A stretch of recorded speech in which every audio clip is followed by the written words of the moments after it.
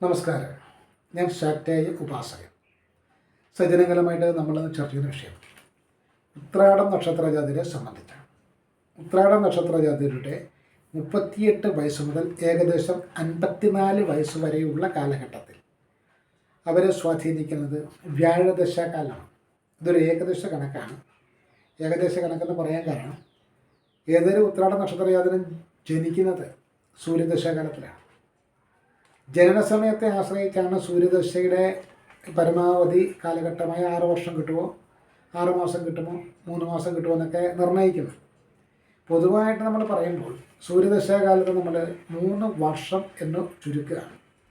അപ്പോൾ സൂര്യദശാകാലം എന്ന് പറയുന്നത് 3 വയസ്സ് വരെയും, തുടർന്ന് 3 വയസ്സ് മുതൽ 13 വയസ്സ് വരെ ചന്ദ്രദശാകാലവും, 13 വയസ്സ് മുതൽ 20 വയസ്സ് വരെ ചൊവ്വാദശാകാലവും, 20 വയസ്സ് മുതൽ 38 വയസ്സ് വരെ രാഹുദശാകാലവും, 38 വയസ്സ് മുതൽ 54 വയസ്സ് വരെ വ്യാഴദശാകാലവുമാകുന്നു.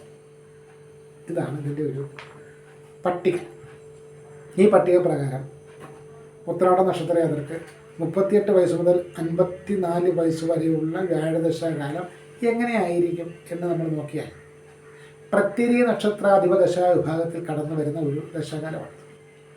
അപ്പം അതുകൊണ്ടാണ് ഇതിൽ കേവലമായിട്ടുള്ള ഗുണങ്ങൾ ഉണ്ടാകുമെന്ന് പറയുന്നതിനേക്കാൾ ഉപരി പരിശ്രമം കൊണ്ടുള്ള ഫലങ്ങൾ ഉണ്ടാകുമെന്ന് പറയുന്നതായിരിക്കും നല്ലത്. ഇപ്പോൾ ശുഭാവസ്ഥയിലുള്ള വ്യാഴദശയാണെങ്കിൽ, ശുഭാവസ്ഥയിലാണ് വ്യാഴദശ ഇവർക്ക് അനുഭവത്തിൽ വരുന്നതെങ്കിൽ, ശുഭാവസ്ഥയോ അശുഭാവസ്ഥയോ എന്നുള്ളത് ജാതകം നോക്കി മനസ്സിലാക്കേണ്ടതാണ്. അപ്പോൾ ശുഭാവസ്ഥയിലുള്ള വ്യാഴദശയാണ് വരുന്നതെങ്കിൽ സാമ്പത്തികമായിട്ടുള്ള ഉന്നതി കണക്കാക്കാം. തൊഴിലില്ലാത്തവർക്ക് തൊഴിൽ ലഭിക്കും. വിദേശത്ത് തൊഴിൽ തേടി പോകുന്നവർക്ക് തീർച്ചയായിട്ടും അതുകൊണ്ട് പ്രയോജനം ഉണ്ടാകും. സർക്കാർ സർവീസിൽ ജോലിക്ക് കയറാൻ ആഗ്രഹിക്കുന്നവർക്ക് ജോലിക്ക് കയറാൻ സാധിക്കും. സർക്കാർ സർവീസിൽ ജോലി ഉള്ളവർക്ക് അവരാഗ്രഹിക്കുന്ന തരത്തിലുള്ള സ്ഥാനക്കയറ്റമോ സ്ഥലം മാറ്റമോ ഒക്കെ ലഭിക്കാനുണ്ടായിട്ടുണ്ട്.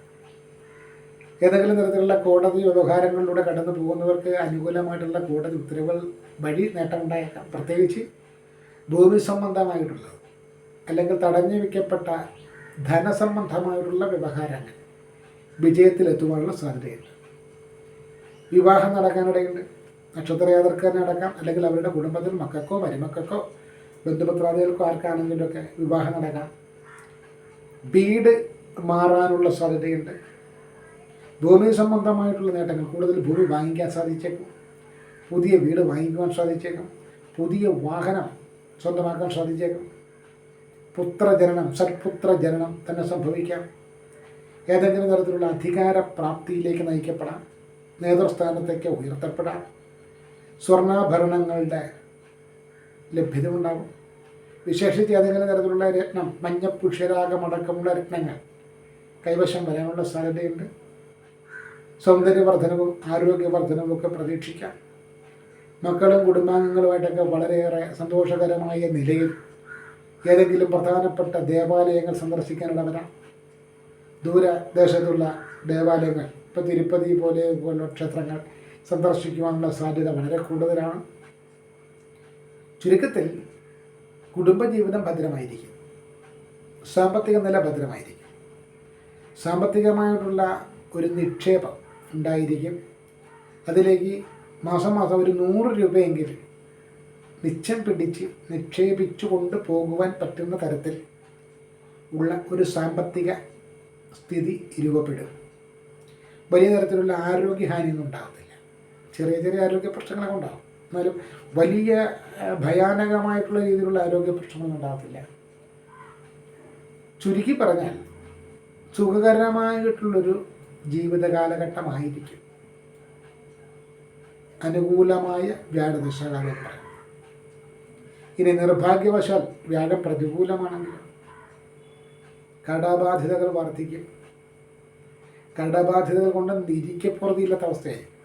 കടബാധ്യതയ്ക്ക് വേണ്ടിയിട്ട് വീട് വിൽക്കേണ്ടി വരും, സ്ഥലം വിൽക്കേണ്ടി വരും, വാഹനം വിൽക്കേണ്ടി വരും, സ്വർണ്ണാഭരണം വിൽക്കേണ്ടി വരും.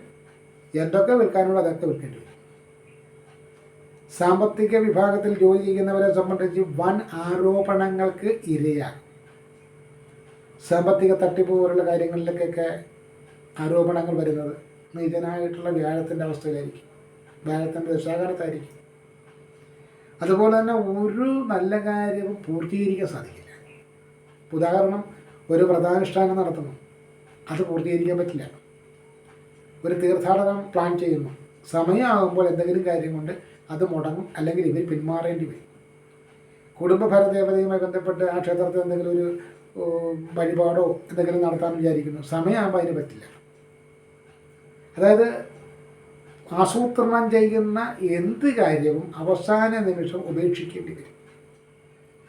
കുടുംബപരമായിട്ട് കലഹം, പ്രണയ പരാജയം, ദമ്പതികൾ തമ്മിലുള്ള വേർപാട്, അതായത് തുടർച്ചയായിട്ട് പ്രശ്നങ്ങൾ. ഇതിൻ്റെ ഇടയ്ക്ക് ഷുഗർ പോലുള്ള രോഗങ്ങളുടെ ആധിക്യം. ഷുഗർ മാത്രമല്ല, ഷുഗർ ഉണ്ടാവാം, ആമാശയവും അന്നനാളവുമായിട്ട് ബന്ധപ്പെട്ട എന്തെങ്കിലും ബുദ്ധിമുട്ടുണ്ടാവാം. ആകെ ഒരു കഷ്ടപ്പാടിൻ്റെ അവസ്ഥ. കടബാധ്യതകളാണ് ഏറ്റവും പ്രധാനം. തൊഴിൽ മേഖലയിൽ സ്വസ്ഥതയില്ല, തൊഴിൽ മേഖലയിൽ ശത്രുക്കൾ വർദ്ധിക്കുക, നിസ്സാര കാര്യങ്ങൾ പോലും മേലധികാരികൾ പർവ്വതീകരിച്ച് നമ്മളെ ശകാരിക്കാനും തെറി പറയുവാനുമുള്ള ഒരു അവസരമാക്കി അവരതിനെ മാറ്റാനിടയുണ്ട്. ഇനി ഏതെങ്കിലും ഒരു തീർത്ഥാടന കേന്ദ്രത്തിൽ പോയി അല്പസമയം മനസ്സമാധാനം നേടാമെന്ന് വിചാരിച്ചാൽ അവിടെ ചെല്ലുമ്പോൾ അവിടെ എന്തെങ്കിലും ഒരു പ്രശ്നം ഉണ്ടാവുക. മക്കളെ കൊണ്ട് പ്രതികൂലത, ബന്ധീനങ്ങളെ കൊണ്ട് പ്രതികൂലത, മേലധികാരികളെ കൊണ്ട് പ്രതികൂലത, നിയമപരമായിട്ട് പ്രതികൂലത, ഏത് വിധത്തിൽ നോക്കിയാലും പ്രതികൂലത. ചുരുക്കം പറഞ്ഞാൽ കഴിയുന്ന പ്രായകാലത്ത് നമ്മളെ കൊണ്ട് കൂടുതലായിട്ട് നേട്ടമുണ്ടാക്കി ഗുണമുണ്ടാക്കിയിട്ടുള്ള ആളുകൾ പോലും നമ്മളെ തള്ളിപ്പറയുന്ന, നമ്മളെ കണ്ടാൽ മുഖം തിരിക്കുന്ന ഒരവസ്ഥ വരെ വ്യാഴം പ്രതികൂലമായാലുണ്ടാവാം.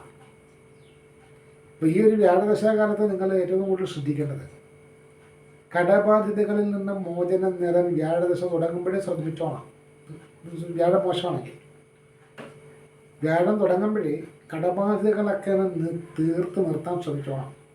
അതുപോലെ ജോലിക്കാര്യത്തിൽ ഒരു തരത്തിലുള്ള തട്ടിപ്പിനും വെട്ടിപ്പിനും നിയമം പെട്ടുള്ള ഒരു പണിക്ക് നിൽക്കരുത്. എന്തിന് കനകം കൊണ്ട് നമുക്ക് അഭിഷേകം നടത്താമെന്ന് പറഞ്ഞാൽ പോലും ആവശ്യമില്ലാതുള്ള ഒരു അഡ്ജസ്റ്റ്മെൻറ്റിനും നിൽക്കരുത്. നിങ്ങളുടെ വ്യക്തിത്വത്തെയോ നിങ്ങളുടെ അന്തസ്സിനെയോ നിങ്ങളുടെ കുലമഹിമയെയോ നിങ്ങളുടെ ആത്മാഭിമാനത്തെയോ ചോദ്യം ചെയ്യുന്ന ഒരു അഡ്ജസ്റ്റ്മെൻറ്റിൽ നിന്നും നയാ പൈസയോ മറ്റേതെങ്കിലും തരത്തിലുള്ള സുഖഭോഗങ്ങളോ നേടരുത്. നേടിയ പണിയാണ്. സാമ്പത്തികമായിട്ട് ഒരു തരത്തിലുള്ള കൃത്രിമത്വത്തിനും നിൽക്കരുത്, പണി കിട്ടും. അതുപോലെ തന്നെ മറ്റുള്ളവരെ സഹായിക്കാമെന്ന് പറയുന്നത് നിങ്ങൾ നിങ്ങളുടെ കുടുംബത്തെ നിങ്ങളുടെ പോക്കറ്റിനെ ആശ്രയിച്ചായിരിക്കണം. വ്യാഴം പിഴച്ചിരിക്കുന്ന അവസ്ഥയാണെങ്കിൽ നമ്മൾ പലരും പരസ്പരം കൂട്ടുകാരെയൊക്കെ സഹായിക്കാറുണ്ട്, സാലറി സർട്ടിഫിക്കറ്റ് കൊണ്ട് സഹായിക്കാറുണ്ട്, കുടുംബത്തിൻ്റെ ആധാരം കൊണ്ട് സഹായിക്കാറുണ്ട്, വീട്ടിൽ അലമാരിലിരിക്കുന്ന ഭാര്യയുടെയോ മക്കളുടെയൊക്കെ സ്വർണ്ണാഭരണങ്ങൾ എടുത്ത് പണയം വെക്കാൻ സഹായിക്കാറുണ്ട്. അങ്ങനെയൊക്കെ കൊടുത്താൽ വ്യാഴം നീരാവസ്ഥയിലാണെങ്കിൽ അതെല്ലാം പോക്കാം, ഒന്നും തിരിച്ചു കിട്ടത്തില്ല. മേടിക്കുന്നവനെ കുറ്റം പറഞ്ഞിട്ട് കാര്യമില്ല. അവനവൻ്റെ ആവശ്യത്തിന് മേടിക്കുന്നു, അവന് തിരിച്ചു തരാനൊരു പ്രതീക്ഷ ഉള്ളതോടായിരിക്കും മേടിക്കുന്നത്. പക്ഷെ അവൻ്റെ പ്രതീക്ഷാ സമയത്ത് തിരിച്ചടിപ്പിക്കാൻ പറ്റില്ല. വ്യാഴം പ്രതികൂലത്തിലാണെങ്കിൽ വാഹനങ്ങൾക്ക് അടിക്കടി അറ്റകുറ്റപ്പണികൾ വരികയും വാഹനാപകടം വരെ ഉണ്ടാകാനുള്ള സാധ്യതയുണ്ട്. വാഹന ഉപയോഗത്തിൽ വളരെ സൂക്ഷിക്കണം. വ്യാഴം നീയത്തിലാകുന്ന ഒരവസ്ഥ ഉണ്ടെങ്കിൽ കഴിവതും മദ്യം ഉപയോഗിക്കാതിരിക്കുക, ചൂത് കളിക്കാൻ പോകാതിരിക്കുക, രഹസ്യബന്ധങ്ങളിൽ പോകാതിരിക്കുക, രഹസ്യ സാമ്പത്തിക ഇടപാടുകളിൽ പോകാതിരിക്കുക. ഇങ്ങനെയൊക്കെയുള്ള മുൻകരുതൽ എടുത്താൽ തന്നെ ഒരു പരിധിവരെ വ്യാഴത്തിൻ്റെ പ്രതികൂലാവസ്ഥയിൽ നിന്ന് നമുക്ക് സ്വയം രക്ഷപ്രാപിക്കാം. അല്ലാതെ ഇരുട്ടുണ്ടെന്ന് വിചാരിച്ച് വെളുക്കുന്നത് വരെ മോഷണം നടത്തുന്ന തസ്കര സ്വഭാവവുമായിട്ട് നമ്മൾ പോയാൽ ഇരുട്ടിനപ്പുറം ഒരു വെളിച്ചമുണ്ട് എന്നുള്ളൊരു ചിന്ത നമ്മളിലുണ്ടായാൽ രക്ഷപ്പെടാം. അപ്പം എന്തായാലും നമ്മൾ വ്യാഴദശയെക്കുറിച്ച് ഇത്രയും പറഞ്ഞു. ഇനിയിപ്പം വ്യാഴം പിഴച്ചാൽ എന്താ ചെയ്യുക? വ്യാഴം പിഴച്ചാൽ വ്യാഴാഴ്ച ദിവസങ്ങൾക്ക് പ്രാധാന്യം കൊടുക്കുക, മഞ്ഞ നിറത്തിലുള്ള വസ്ത്രം ധരിക്കുക, മഞ്ഞൾ കുറി ധരിക്കുക, മഹാവിഷ്ണു ക്ഷേത്രത്തിൽ ദർശനം നടത്തുക, ഓരോരുത്തരുടെയും സാമ്പത്തിക സ്ഥിതി അനുസരിച്ച് ചെയ്യാൻ പറ്റുന്ന വഴിപാടുകൾ അവിടെ ചെയ്യുക. തമിഴ്നാട്ടിലൊരു ആചാരം നോക്കിയാൽ വ്യാഴാഴ്ച ദിവസം രാവിലെ 8-നും 9-നും ഇടയിലുള്ള സമയം, അല്ലെങ്കിൽ 7 മുതൽ 9 വരെയുള്ള സമയമാണെങ്കിൽ ഏറ്റവും നല്ലതാണ്. മഹാവിഷ്ണു ക്ഷേത്രത്തിൽ ദർശനം നടത്തുകയും മഹാവിഷ്ണു ക്ഷേത്രവുമായി ബന്ധപ്പെട്ട് നിൽക്കുന്ന അരയാലിനെ 3 തവണയും 33 തവണയും പ്രദക്ഷിണം ചെയ്യുകയും പാലിൽ മഞ്ഞൾപ്പൊടി കലക്കി അരയാലിൻ്റെ ചുവട്ടിൽ സമർപ്പിച്ച് അരയാലിൻ്റെ തടിയിൽ പറ്റിപ്പിടിച്ചിരിക്കുന്ന അല്പം മഞ്ഞൾപ്പൊടി ഒരു 5 മിനിറ്റ് അവിടെ ഇരുന്നതിന് ശേഷം എടുത്ത് തിലകം ധരിക്കുന്നതും വ്യാഴദോഷ പരിഹാരമായിട്ട് തമിഴ്നാടക്കമുള്ള ദേശങ്ങളിൽ വിശ്വാസികൾ ചെയ്തു വരുന്നത് കാണാറുണ്ട്. ഇതാണ് വ്യാഴദോഷ പരിഹാരവുമായിട്ട് ചെയ്യാൻ പറ്റുന്ന ലളിതമായിട്ടുള്ള കാര്യങ്ങൾ. ഇനി ഈ വ്യാഴദോഷത്തെക്കുറിച്ചെന്നല്ല, ഓരോ നക്ഷത്രജാതരുടെയും ജനനം മുതൽ ഏകദേശം 120 വയസ്സ് വരെയുള്ള കാലഘട്ടത്തെ സംബന്ധിച്ചിട്ട് ഓരോ ദശാകാലങ്ങളെയും സംബന്ധിക്കുന്ന വീഡിയോകൾ ഞങ്ങൾ അപ്ലോഡ് ചെയ്തിട്ടുണ്ട്. അത് താല്പര്യമുള്ളവർക്ക് കാണുക. ഇനി മറ്റൊരു വീഡിയോയുമായിട്ട് മറ്റൊരു അവസരത്തിൽ കാണാം. അതുവരെ നന്ദി, നമസ്കാരം.